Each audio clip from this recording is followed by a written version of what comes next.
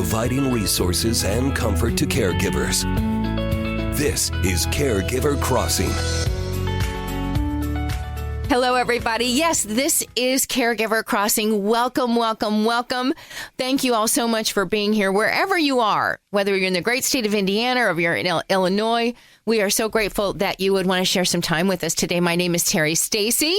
Noah is here. Hello. I'm so happy to be here. Super excited. I think it's going to be a great time. Noah is now part of our family here at Joy's house in Indianapolis, Adult Day Service, and he is playing an important part. You all remember Candace. Well, Candace has moved on to Florida, and so Noah is now sitting in her spot, and it is now his spot, rightfully so. So he's been with us for a few weeks, and he's been watching us produce. He's going to be the producer.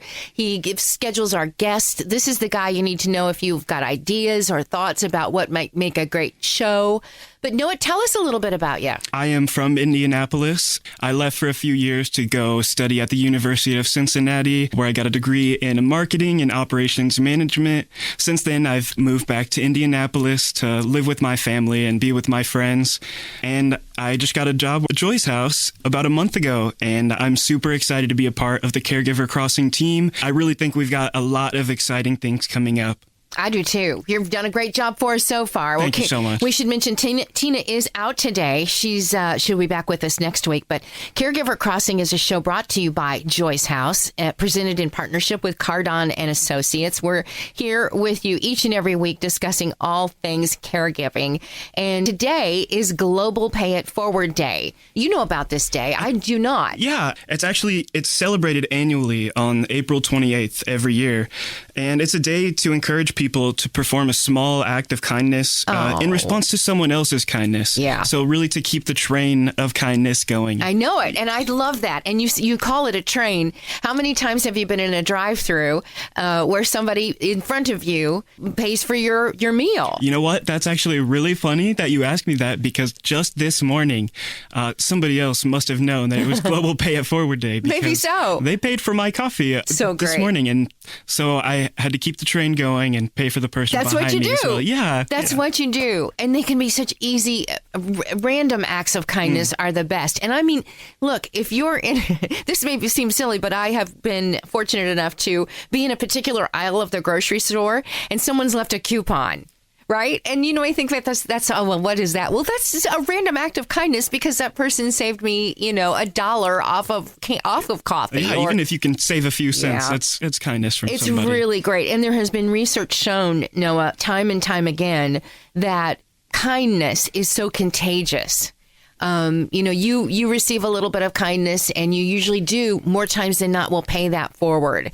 Whether that's consciously or just subconsciously, you will do that. And that's been the studies done. I think it just feels good to do kindness and to receive kindness. There's such a great organization here in Indianapolis that it's about kindness and random acts of kindness. And they go out in their mobile and they go to different schools and they teach about, paying it forward and about kindness and how important it is into our lives and how it really is not just for the person you're doing something good for, but it is so good for your own soul. It's so good for your own soul. Yeah, Global Pay It Forward Day. So if you get a chance, pay it forward.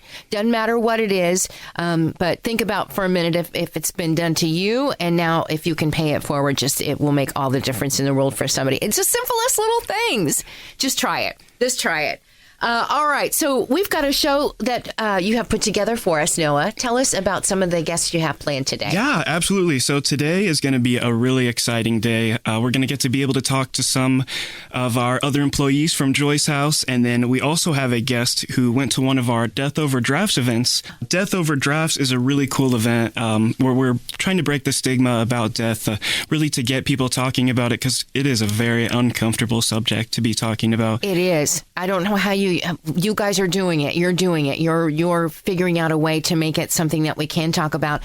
So for those of you that are dealing with someone that is terminally ill, sometimes that conversation is just too hard to have in advance. So, but it's an important talk to have. It really is an important talk. I'm going to talk on today Abby Vincent, who is a social worker and does a lot of other things for Joyce House. That's fantastic. She's coming on to talk to us about our Death Over Drafts event. And the next one we have scheduled is coming up really soon at the Rook Pub. Okay. Yeah, so she should have a little bit more information about that. Good. Thank you, Noah. Another hard conversation to have is when to take the keys away from the elderly. And this is a conversation that has come up of late, not within my own family, but in the news of late. And this is about the time. The weather is breaking. It's a little more comfortable here in the Midwest, obviously, and the elderly are ready to get back in the car and drive. And it is a tough conversation to have. But there are lots of resources out there for you to look and find how to just do it. But it's also important to note that just because someone is older, it doesn't make them a bad driver. So age alone isn't a reason to take the car keys away from an elderly loved one. But there does come a time when age-related conditions like dementia, Alzheimer's disease, and other aging processes start to impact a loved one's ability to see or hear. Have you been through this yet in your young life, Noah? I can't say I have, actually. Where you've had to make that decision? Not personally. Grandma, grandpa, time to take the keys away. My grandpa he's getting pretty old, so I'm not sure he can drive anymore. But I think his lovely wife does get to drive him around. Yeah. Well, luckily, I mean, for you that conversation may be a little easier in this day and age. But I know in the past it's been a very difficult because some older Americans just will not accept that it's time to rely on someone else or Uber or Lyft and or a spouse, a child. It's just not in their vocabulary to say I need that kind of help yet. And some of them are stubborn and scared too, because I remember when it was time to take the keys away from a parent or a grandparent, it just didn't seem, it did not go well. I did not handle it very well, or that's everything to them when they have the ability to drive. Yeah. That's freedom, and when right? And when that's taken away, it obviously has to hurt so bad. Yeah, really, really tough. But there are some ways to do this, and you can oftentimes disable a vehicle, for them if they're just so stubborn and they won't do it. You've had the conversation and they're still looking for the keys and finding them and trying to make that trip out. Sometimes hiding the keys just isn't enough. So if you are car mechanically included, you can disable the battery so the car can't start. Amazon and Walmart also sell car start disablers. Sometimes you can just move the car for those that are going through dementia. You can just move the car. Sometimes you can say the car is being worked on. So there are ways and strategies that might make that conversation a little easier. But in the meantime, it is that time of year when I work in the news business at WIBC, and that story pops up about once a week where a senior a silver alert has been issued for a senior that is out and in danger. Just keep that in mind. You are listening to Caregiver Crossing, a show designed for family caregivers and the people who love them. Caregiver Crossing is brought to you as a service of Joyce House in partnership with Cardon and Associates. With locations in Broad Ripple and near the University of Indianapolis campus, Joyce House provides exceptional day services for individuals living with a life-altering diagnosis and compassionate support for family caregivers throughout the community. At Joyce House, we believe that everyone deserves to live their best life, regardless of their abilities. Learn more about our adult day and caregiver support services by calling us at 317-254-0828 or by visiting joycehouse.org today. That web address again is joycehouse.org. And stick around, we'll be right back with more Caregiver Crossing after this.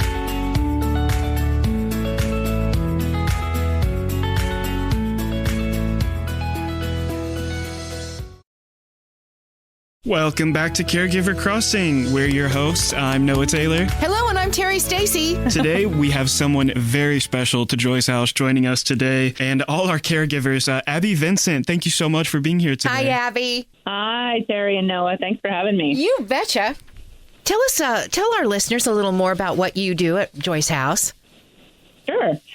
So I am the Care Services Director at Joyce House, and I have a couple of different roles here. It's kind of twofold. One of my roles is to work with caregivers and families that are first coming to Joyce House. So inquiring about the services, touring, doing the assessments with new caregivers and guests, and then getting them acclimated and providing ongoing caregiver support during their time here. And then I also work as a part of our end-of-life program here at Joy's House, which we're going to talk a little bit more about today. So Yeah. I'm super excited to talk about this end-of-life doula program. So could you tell me a little bit about the special event we have coming up, Death Over Drafts? Yeah, I'd love to. We have an event. This will be our third time hosting what is called Death Over Drafts. And it will be May 21st at the Rook near 71st and Keystone from 5:30 to 7:30. And this event is part of our end-of-life work at Joy's House. And the idea behind it is to create just a comfortable space for people to be able to talk about a pretty hard topic, death and dying. It's kind of a little bit of a taboo subject in our culture sometimes. And this event is a community event. Everyone is invited, if you're over 21. And you don't have to drink beer. You can have a Coke, whatever you like.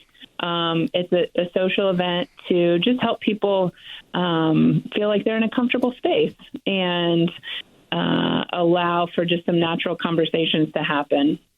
And so that's the event happening on May 20. I'm sorry. Oh my gosh, I said the wrong date. It's May 22nd. Oh, May 22nd. Got it. Wednesday, May 22nd from 5:30 to 7:30. Okay. Yeah. It is. You mentioned it's such a tough conversation to have in our culture.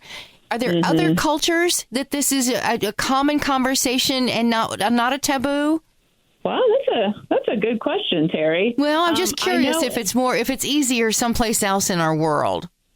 Yeah, I'm not sure about that. I know for some people it is easier, and for some families and some groups of people it is easier because they've been maybe grown up with this idea, just this general comfort around death and dying. And I do believe it is easier in some cultures, but I don't know specifics about that, so I don't want to talk too much about it. No, it's okay. I was kind of threw that at you, and I just was curious when you said in our culture, and you're right. I just didn't know maybe if it was easier in other cultures that we could learn from on how to make this an easier conversation.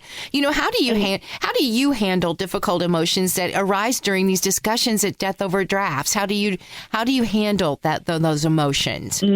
Yeah. So, one thing when we kind of greet everybody and we kind of gather together before we split up into smaller groups to have conversation, we welcome everybody. And, some people there are there on a personal level, and some other people might be a professional working in doing some kind of end of life work. And so we really ask people to kind of take off their professional hats, be in this space for you, to allow you to have some conversation about yourself and your ideas and your thoughts. And also that this particular gathering, it's not necessarily a support group, but it is a very supportive environment. And so with that, hard emotions do come up. Like people, it's, each time I've been there has been somebody at my table who has been crying about something heavy in their life. And my first instinct is to just be present with them and listen to them, let them talk about how they're feeling. And, there's really, for some things, there is not a good answer. There's nothing that's going to fix it. There's really not. And so, the idea is to just be present. Like this is a supportive group here. And so I've really found that to be valuable when those really hard emotions kind of take over. And some of the questions, we use a tool at Death Over Draft it's called the Death Deck. And so there's different questions geared towards generating conversation and curiosity about, and I brought a couple examples to share with you all and your listeners.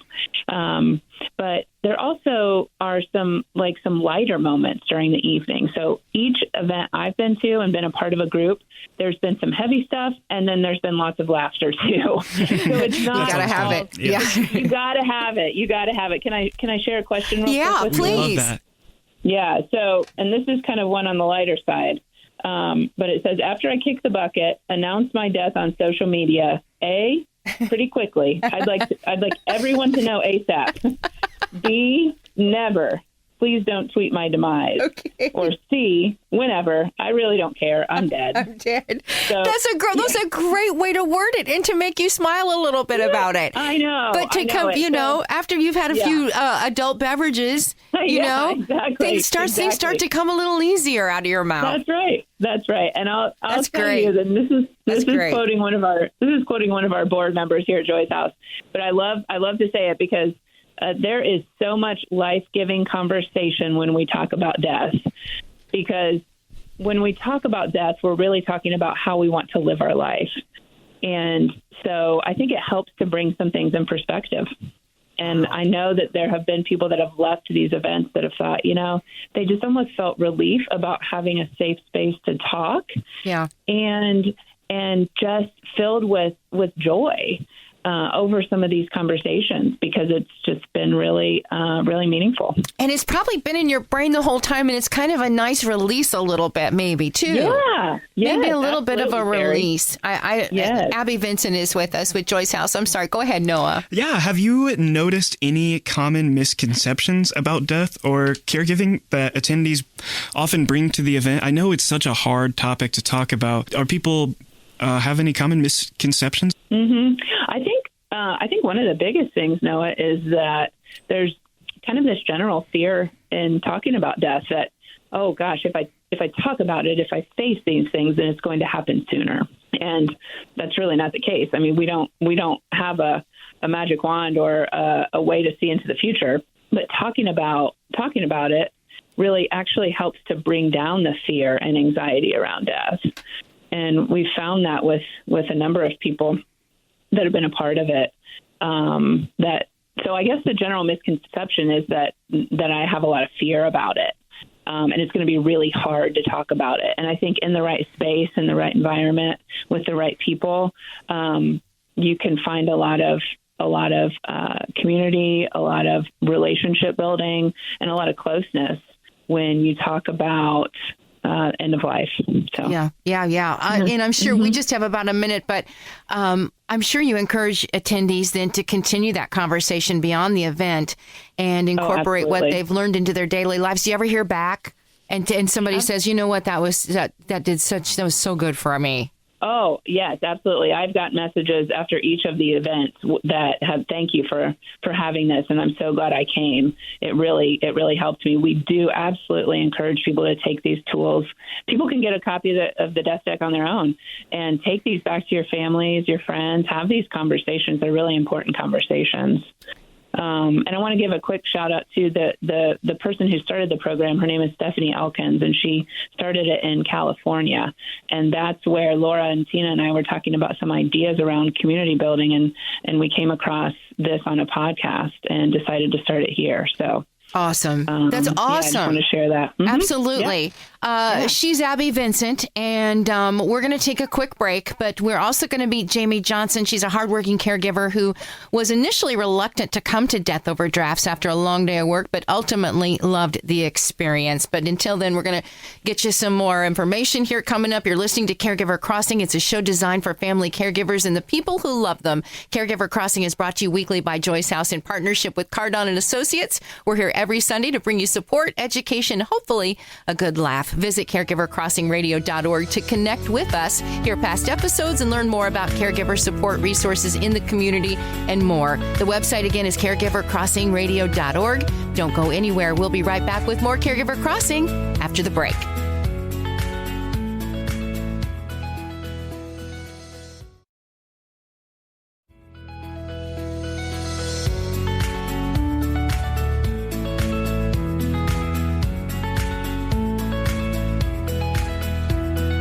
Welcome back to Caregiver Crossing. Terry Stacy, along with Noah Taylor, and Tina McIntosh is out today. Welcome back to Caregiver Crossing.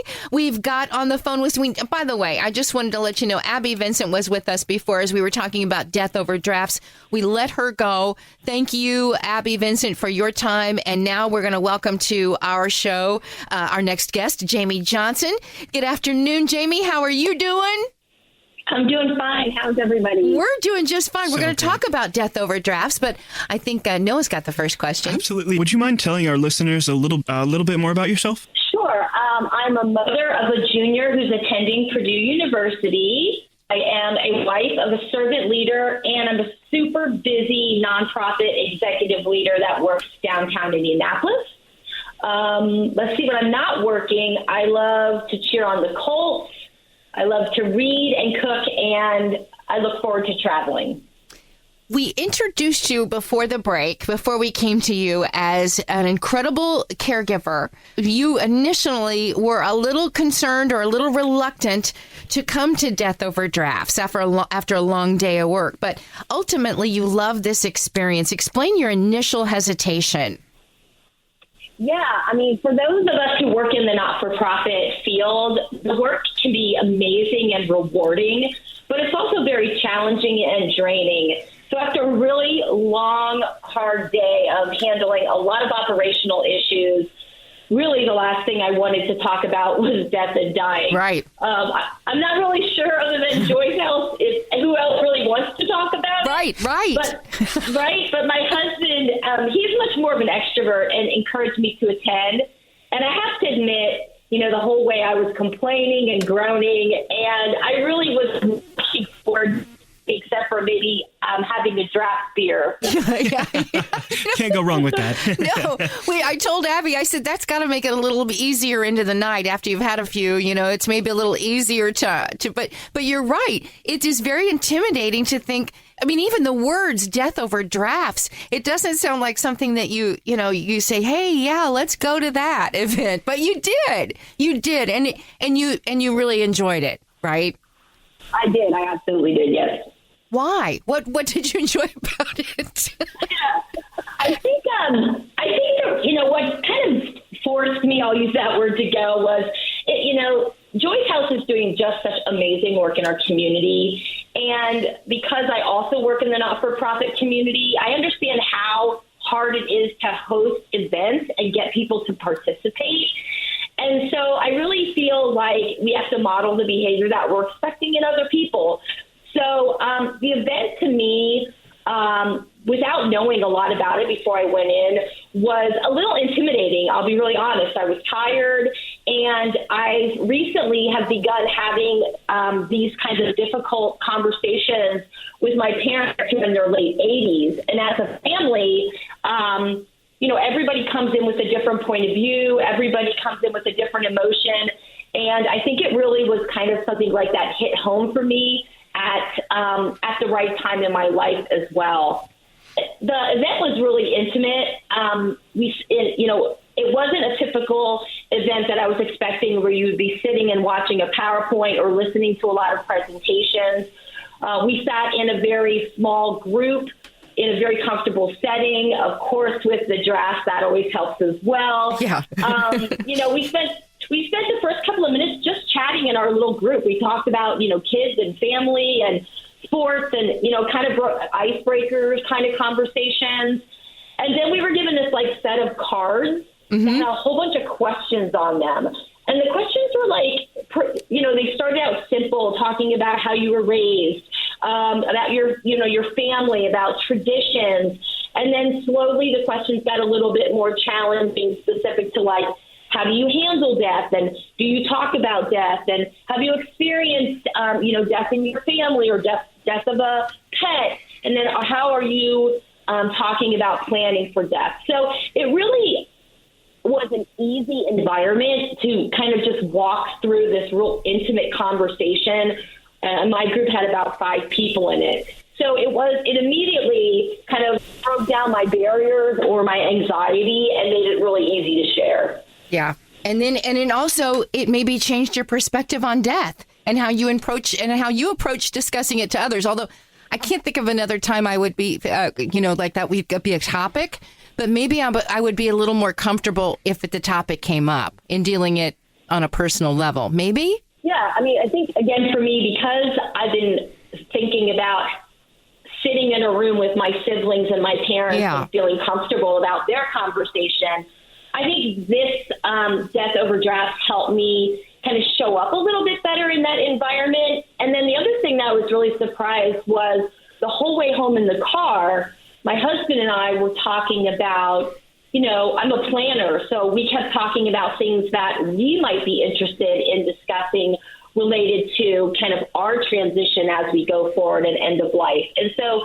it really helped us have that one-on-one kind of connectivity, and that also helped me, kind of engage with my family as well. So It was really helpful and did change a lot. Yeah. And even for your husband, he loved it? He ended up enjoying it very much?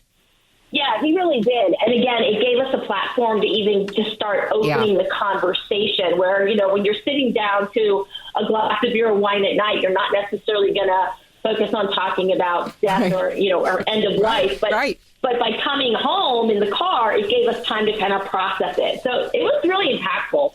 It's a great idea. In fact, Noah, again, put out the date for that one. Yeah, May 22nd at the Rook A Pub. That's the next one. It'll be 5:30 to 7:30. Again, that's May 22nd at the Rook Pub. Okay. All right. Before we let you go, what advice would you give to somebody like me who's a little hesitant to attend a similar event but do want to attend? Yeah, I would say that, I think everybody wants to feel like they've been heard or respected for their values and decision making. And after experiencing the death over drafts, end of life care is so important. And this decision might be one of the most important that you'll ever have. And so I just think that sharing is the best way to begin. So don't be afraid to go. Okay. Oh, that's good. That's really good. I think you've made it sound a little more interesting to me, and something that maybe my husband and I should attend. And again, May 22nd at the Rook. And do you need to RSVP? Do you need to make a reservation? No RSVPs. Just show up, get a drink, and talk a little bit. And that's it. That's all you have to do. Okay, Jamie Johnson, thank you. Thank you for spending time with us. We really are grateful I wanted to hear your perspective, and thank you for doing just that and sharing with us today. Thanks for having me. You betcha, Jamie Johnson, and also to our friend Abby Vincent, who spoke about, again, this particular event that is coming up right around the corner, May 22nd. You're listening to Caregiver Crossing, a show designed for family caregivers and the people who love them. Caregiver Crossing is brought to you as a service of Joyce House in partnership with Cardon and Associates. With locations in Broad Ripple and near the University of Indianapolis campus, Joyce House provides exceptional day services for individuals living with a life-altering diagnosis and compassionate support for family caregivers throughout the community. At Joyce House, we believe that everyone deserves to live their best life, regardless of their abilities. Learn more about our adult day and caregiver support services by calling us at 317-254-0828 or by visiting joycehouse.org. Again, that phone number is 317-254-0828 and the website is joycehouse.org. Please stick around. We'll be right back with more Caregiver Crossing after this.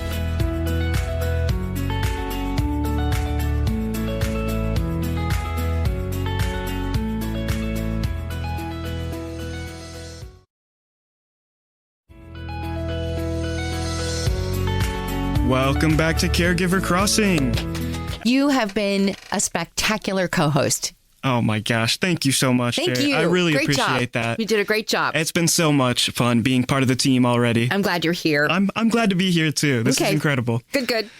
Welcome back to Caregiver Crossing. Yes, sir. As we come to the end of today's episode, we really want to take a moment just to express our gratitude to our wonderful guests, both Jamie and Abby. Mm-hmm. Jamie, your openness about your honesty and your experience at Death Overdrafts has been truly inspiring.